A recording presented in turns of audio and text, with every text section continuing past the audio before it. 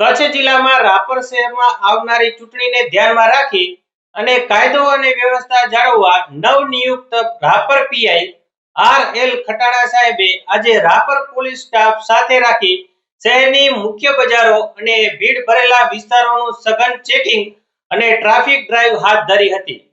આ કામગીરી દરમિયાન અંદાજિત 90 જેટલા વાહનોની તપાસ કરવામાં આવી હતી, જેમાંથી 90 શંકાસ્પદ વાહન ડિટેઇન કરવામાં આવ્યા હતા.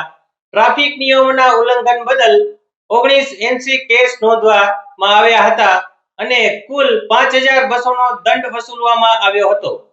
ઉપરાંત પાર્કિંગના 2 કેસમાં પણ કાર્યવાહી કરવામાં આવી હતી.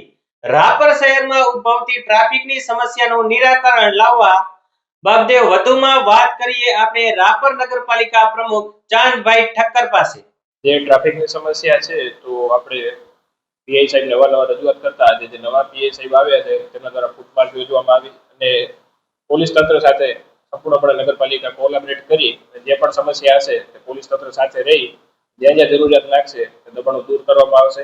પાર્કિંગની સમસ્યાની વાત કરીએ તો હાલમાં જે ડાયનામિક ચોકમાં જે પાર્કિંગ થાય છે ત્યાંથી પાર્કિંગ હટાવી વિકાસવાડી મધ્યે પાર્કિંગ સ્પોટ તૈયાર કરવામાં આવી રહ્યો છે, ત્યાં પાર્કિંગ થશે. અને બીજી જે મેઇન પાર્કિંગ સ્પોટો છે તો સલાદ નાકાથી સુખતદાર સુધી જે પાર્કિંગની સમસ્યા અવારનવાર રહેતી હોય છે ત્યાં કને ત્યાં રોડ વાઇડનિંગનું કામ ચાલુ છે. જે દુકાનો વાળાના ક્યાંક ને ક્યાંક પોટલા કે જે તે દબાણો છે તે હટાવી અને રોડ વાઇડનિંગ કરવામાં આવશે, જેથી કરીને રોડ વધારે પહોળો મળે અને જે ફેરિયા ઉભા રહે છે કે રેકડી વાળા, શાકભાજી વાળા કે જે તે તેમના માટે પશુ દવાખાનું ટૂંક સમયમાં જ આપણને જિલ્લા આયોજનમાંથી મળવા જઈ રહ્યું છે. પશુ દવાખાનામાં વ્યવસ્થિત શાક માર્કેટ કરી જે છૂટાછવાયા શાકભાજી વાળા ક્યાંક ને ક્યાંક ઉભા રહીને ટ્રાફિક કરતા હોય છે તેમને ત્યાં કને પરમનન્ટ સ્ટોલ આપવામાં આવશે અને ત્યાં તેમનું વેચાણ થાય તો કોઈ પણ ગરીબનો હક પણ ન છીનવાય અને તેમને રોજીરોટી પણ મળી રહે અને પાર્કિંગની સમસ્યા અને જે ટ્રાફિકની સમસ્યા છે તે પણ ન થાય.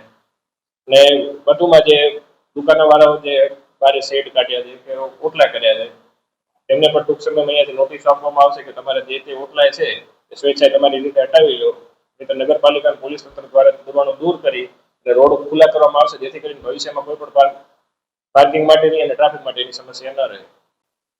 હાલો, વૈશાખ મહિનો આવી રહ્યો છે તો વૈશાખ મહિનાની અંદર આપણે જોઈએ તો ખૂબ જ લોકોની ભીડ જોવા મળે છે લગ્નકારની સાથે. તો એ સમય દરમિયાન આપના દ્વારા શું વ્યવસ્થા કરવામાં આવશે? જે વૈશાખ મહિનામાં વાત કરીએ તો ઘણા બધા આપણા જે ભાઈઓ છે મુંબઈ છે જે વ્યવસાય ગયા હોય લગ્નગાળો હોય આવતા હોય છે તેમના માટે સ્પેશિયલ પાર્કિંગના સ્પોટો તૈયાર કરી દેવામાં આવશે. ગામથી નજીક સ્પોટો રાખવામાં આવશે, જેથી કરીને તેમને અંદર બજારમાં ખરીદી કરવા કે આ તે જવું હોય તો તેમને ગાડી પણ સુરક્ષિત રહે અને પાર્કિંગની સમસ્યા પણ ન રહે અને ગામમાં પણ ટ્રાફિક ન થાય એવા 3-4 સ્પોટો અત્યારે ટાઉન પ્લાનિંગમાં લીધેલા છે અને ટૂંક સમયમાં તે સ્પોટો તૈયાર કરવામાં આવશે.